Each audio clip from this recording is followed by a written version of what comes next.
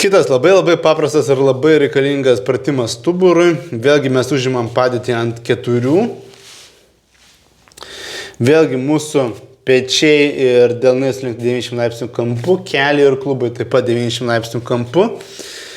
Ir dabar mūsų nugara yra švelniai atpalaiduota. Ir išlaikydami juosmenį šiek tiek stabilesnį, mes bandome pasisukti ir pažiūrėti į savo pėdas. Šitą poziciją, šitą tempimą palaikykite maždaug vėlgi 5-10 sekundžių. Viskas iki skausmo ribos, neskubėdami grįžtam atgal ir darom į kitą pusę.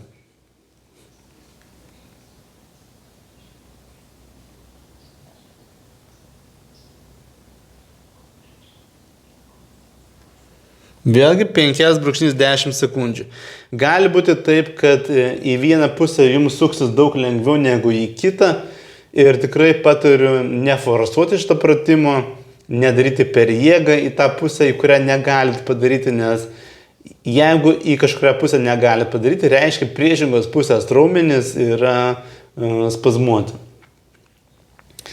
Ir padarom dar vieną kartą.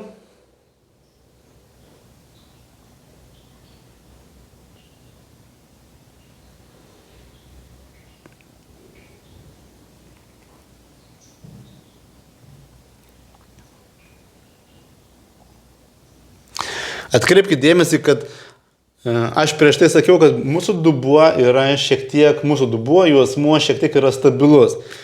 Ir viso pratimo metu mano dubuo išliko stabilus, nes žmonės labai mėgsta tiesiog suktis va tai va. Tada dubuo išlėkia į šoną ir jūs neturėsite tokio efekto, kokį turėtumėt sustabilizavę dubenį.